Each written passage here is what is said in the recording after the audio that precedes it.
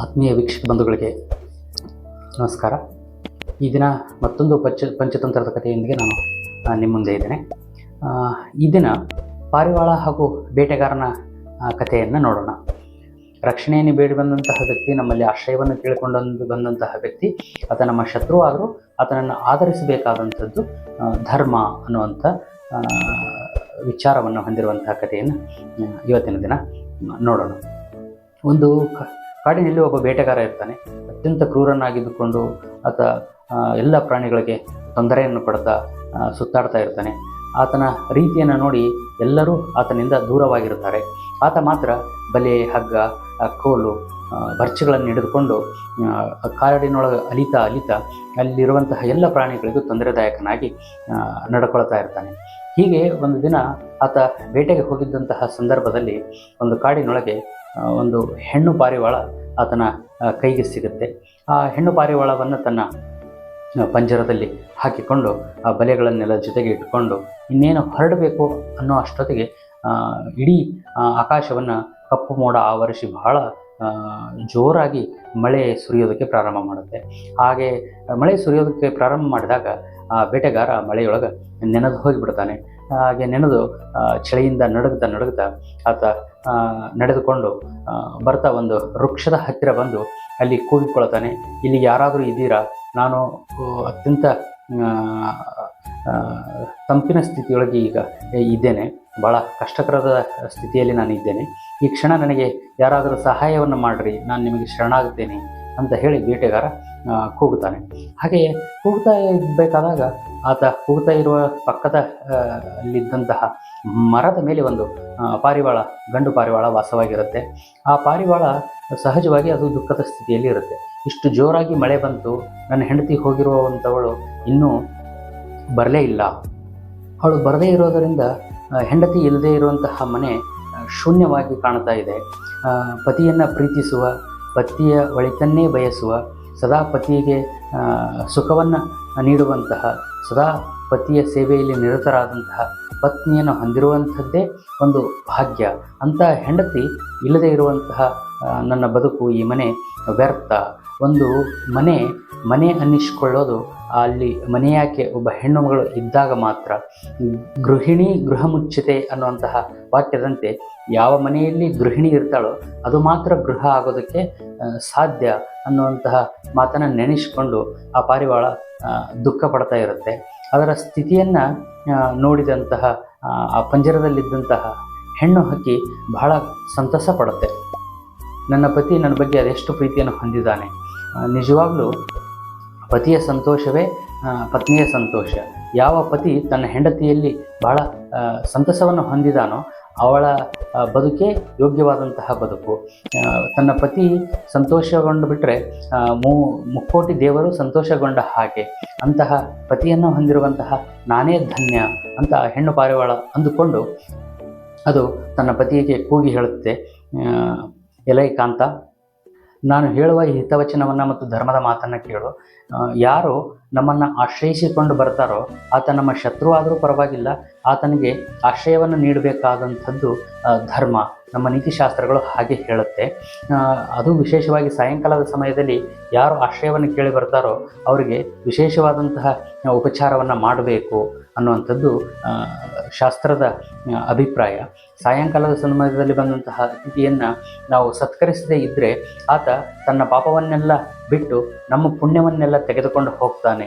ಹಾಗಾಗಿ ಈತ ನಿನ್ನನ್ನು ಅರಸಿಕೊಂಡು ನಿನಗೆ ಶರಣಾಗಿ ಬಂದಿದ್ದಾನೆ. ಹಾಗಾಗಿ ನಿನ್ನ ಹೆಂಡತಿಯಾದ ನನ್ನನ್ನು ಆತ ಬಂಧಿಸಿದ್ದಾನೆ ಅನ್ನುವಂತಹ ಮನಸ್ತಾಪವನ್ನು ಬಿಟ್ಟು ನಿನ್ನನ್ನು ಆಶ್ರಯಿಸಿಕೊಂಡು ಬಂದಂತಹ ಬೇಟೆಗಾರನಿಗೆ ಸೇವೆಯನ್ನು ಮಾಡೋದು ನಿನ್ನ ಧರ್ಮ. ಹಾಗಾಗಿ ಮನಸ್ಸಿನಲ್ಲಿ ಯಾವುದೇ ತರಹದ ಕೋಪವನ್ನು ಇಟ್ಟುಕೊಳ್ಳದೆ ಆತನ ಸೇವೆಯನ್ನು ಮಾಡು ಅಂತ ಹೆಣ್ಣು ಪಾರಿವಾಳ ಗಂಡು ಪಾರಿವಾಳಕ್ಕೆ ಹೇಳುತ್ತೆ. ಹಾಗೆ ಹೇಳಿದ ತಕ್ಷಣವೇ ಗಂಡು ಪಾರಿವಾಳ ಆ ಬೇಟೆಗಾರನ ಹತ್ತಿರ ಹೋಗಿ, ಬೇಟೆಗಾರ, ನಿನಗೆ ನನ್ನಿಂದ ಯಾವ ತರಹದ ಸಹಾಯ ಬೇಕು ಅಂತ ಕೇಳುತ್ತೆ. ಹಾಗೆ ಕೇಳಿದಾಗ ಬೇಟೆಗಾರ ಹೇಳ್ತಾನೆ, ನಾನು ಈ ಮಳೆಯಲ್ಲಿ ನೆನೆದು ಚಳಿಯಿಂದ ಬಹಳಷ್ಟು ಬಳಲ್ತಾ ಇದ್ದೀನಿ, ಹಾಗಾಗಿ ಈ ಚಳಿಯಿಂದ ನಿವಾರಿಸಿಕೊಳ್ಳೋದಕ್ಕೆ ನನಗೆ ಏನಾದರೂ ಉಪಕಾರ ಮಾಡು ಅಂತ ಹೇಳುತ್ತೆ.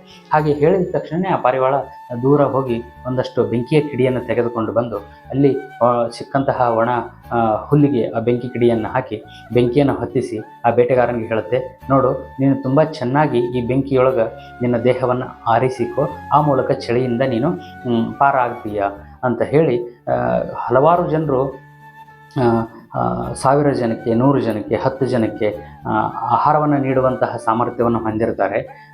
ನಾನು ನನ್ನ ಆಹಾರವನ್ನೇ ಪಡೆದುಕೊಳ್ಳೋದಕ್ಕೂ ಕಷ್ಟಪಡುವಂತಹ ಸ್ಥಿತಿಯಲ್ಲಿ ನಾನು ಇದ್ದೇನೆ. ಆದರೂ ಸಹಿತ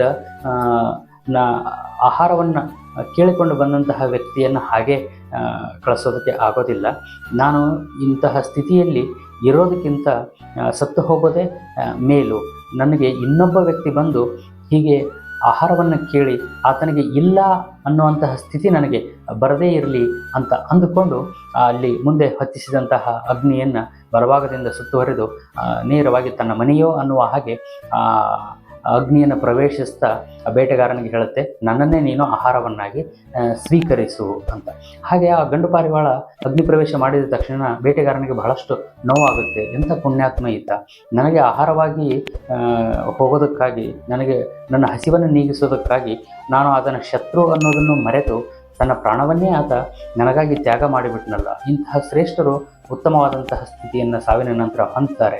ಆದರೆ ನಾನು ಎಲ್ಲರಿಗೂ ಹಿಂಸೆಯನ್ನು ಕೊಡ್ತಾ ಹೀಗೆ ಓಡಾಡ್ತಾ ಇರುವಂಥದ್ದು ನನ್ನನ್ನು ನರಕಕ್ಕೆ ಕೊಂಡೊಯ್ಯುತ್ತೆ ಅಂತ ಅಂದುಕೊಂಡು ಈ ವ್ಯಕ್ತಿ ಶತ್ರುವಿಗಾಗಿ ತನ್ನ ಹಿತವನ್ನು ಮರೆತು ನನಗೆ ಸೇವೆ ಮಾಡಿದ್ದನ್ನು ಕಂಡು ನಾನು ನನ್ನ ಬದುಕಿನೊಳಗೆ ಬದಲಾಗಬೇಕು ಅಂತ ನಿಶ್ಚಯಿಸಿಕೊಂಡು ತನ್ನ ಬಲಿ, ತನ್ನ ಪಂಜರ ಎಲ್ಲವನ್ನು ಬಿಟ್ಟು ಅದರೊಳಗಿರುವಂಥ ಹೆಣ್ಣು ಪಾರಿವಾಳವನ್ನು ಬಿಡುಗಡೆಗೊಳಿಸಿ ಅವತ್ತಿನಿಂದ ಆತನ ನಿರ್ಧಾರ ಮಾಡ್ತಾನೆ, ನಾನು ಇವತ್ತಿನಿಂದ ಉಪವಾಸ ವ್ರತಾಚರಣೆಗಳನ್ನು ಆಚರಿಸ್ತಾ ಎಲ್ಲ ಭೋಗಗಳನ್ನು ತ್ಯಜಿಸಿ ಈ ದೇಹವನ್ನು ದಂಡಿಸ್ತಾ ನಾನು ಇಲ್ಲಿಯ ತನಕ ಮಾಡಿರುವಂತಹ ಕಾರ್ಯಗಳಿಗೆ ಪಶ್ಚಾತ್ತಾಪವನ್ನು ಮಾಡಿಕೊಳ್ಬೇಕು ಅಂತ ಹೇಳಿ ತೀರ್ಮಾನಿಸಿ ಆ ಹೆಣ್ಣು ಪಾರಿವಾಳವನ್ನು ಬಿಡುಗಡೆ ಮಾಡ್ತಾನೆ. ಹಾಗೆ ಹೊರಗೆ ಬಂದಂತಹ ಹೆಣ್ಣು ಪಾರಿವಾಳ, ಅಯ್ಯೋ, ಇಂಥ ಪ್ರೀತಿಯ ಪತಿಯನ್ನು ಕಳೆದುಕೊಂಡು ನಾನು ಬದುಕಿದ್ದು ವ್ಯರ್ಥ ಅಂತ ಅಂದುಕೊಂಡು ಅದು ಆ ಅಗ್ನಿಯನ್ನು ನಮಸ್ಕರಿಸಿ ಅಗ್ನಿ ಪ್ರವೇಶವನ್ನು ಮಾಡಿಬಿಡುತ್ತೆ. ಹಾಗೆ ಅಗ್ನಿ ಪ್ರವೇಶವನ್ನು ಮಾಡಿ ದಿವ್ಯ ದೇಹದಿಂದ ಹೊರಗಡೆ ಬಂದಾಗ ಅದು ಮತ್ತೊಂದು ದಿವ್ಯ ದೇಹದಲ್ಲಿರುವಂತಹ ಪತಿಯನ್ನು ನೋಡುತ್ತೆ.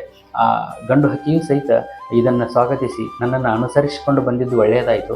ಯಾರು ಗಂಡನನ್ನು ಅನುಸರಿಸಿಕೊಂಡು ಹೋಗ್ತಾರೋ, ಗಂಡನನ್ನು ಹಿಂಬಾಲಿಸಿಕೊಂಡು ಹೋಗ್ತಾರೋ ಅವರು ಮನುಷ್ಯ ದೇಹದಲ್ಲಿ ಇರುವಂತಹ ರೋಮಗಳಷ್ಟು ದಿನ ಸ್ವರ್ಗದಲ್ಲಿ ವಾಸವಾಗ್ತಾರೆ. ಅಷ್ಟು ದಿನಗಳ ಕಾಲ ಅವರಿಗೆ ಸ್ವರ್ಗವಾಸ ಸಿಗುತ್ತೆ. ಹಾಗಾಗಿ ನೀನು ನನ್ನನ್ನು ಹಿಂಬಾಲಿಸಿಕೊಂಡು ಬಂದಿರುವಂಥದ್ದು ನಿನಗೆ ಒಳ್ಳೆಯದೇ ಆಯಿತು ಅಂತ ಹೇಳಿ ತನ್ನ ಹೆಂಡತಿಯನ್ನು ಕರೆದುಕೊಂಡು ಹೋಗುತ್ತೆ. ಹಾಗೆ ಹೋದಾಗ ಸಹಜವಾಗಿ ಬೇಟೆಗಾರನು ಸಹಿತ ತನ್ನೆಲ್ಲ ಭೋಗವನ್ನು ತ್ಯಜಿಸಿ ಅದೇ ಮಹಾರಣ್ಯದೊಳಗೆ ಉಪವಾಸ ವ್ರತಗಳನ್ನು ಆಚರಿಸ್ತಾ ಬದುಕನ್ನು ನಿಭಾಯಿಸ್ತಾ ಇರ್ತಾನೆ. ಹಾಗೆ ನಿಭಾಯಿಸ್ತಾ ಇರಬೇಕಾದಾಗ ಒಂದು ಸಾರಿ ಕಾಡ್ಗಿಚ್ಚು ಆ ಅರಣ್ಯಕ್ಕೆ ಬಂದುಬಿಡುತ್ತೆ. ಆ ಕಾಡ್ಗಿಚ್ಚು ಆ ಅರಣ್ಯದಲ್ಲಿ ಹೊತ್ಕೊಂಡಾಗ ಸಹಜವಾಗಿ ಅಲ್ಲಿಯ ತನಕ ಬೇಸರಗೊಂಡಂತಹ ಮತ್ತು ಪಶ್ಚಾತ್ತಾಪದಲ್ಲಿದ್ದಂತಹ ಬೇಟೆಗಾರ ಇದು ನಾನು ಪ್ರಾಣ ತ್ಯಾಗ ಮಾಡೋದಕ್ಕೆ ಯೋಗ್ಯವಾದಂತಹ ಸಮಯ ಅಂದುಕೊಂಡು ಆ ಕಿಚ್ಚಿನೊಳಗೆ ತನ್ನನ್ನು ತಾನು ಅರ್ಪಿಸಿಕೊಳ್ತಾನೆ. ಹಾಗೆ ಅರ್ಪಿಸಿಕೊಳ್ಳೋದ್ರ ಮೂಲಕ ಆ ಬೇಟೆಗಾರನೂ ಸಹಿತ ಸ್ವರ್ಗಕ್ಕೆ ಹೋಗುತ್ತಾನೆ.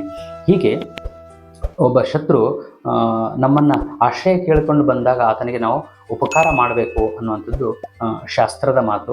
ಹಾಗೆ ಮಾಡುವುದರಿಂದ, ಪರರಿಗೆ ಉಪಕಾರ ಮಾಡುವುದರಿಂದ ನಮಗೆ ನಂತರದ ಬದುಕಿನೊಳಗೆ ಸ್ವರ್ಗ ಪ್ರಾಪ್ತಿಯಾಗುತ್ತೆ ಅನ್ನುವಂತಹ ಮಾತನ್ನು ಈ ಕತೆ ಹೇಳುವಂಥ ಪ್ರಯತ್ನವನ್ನು ಮಾಡುತ್ತೆ. ಧನ್ಯವಾದಗಳು.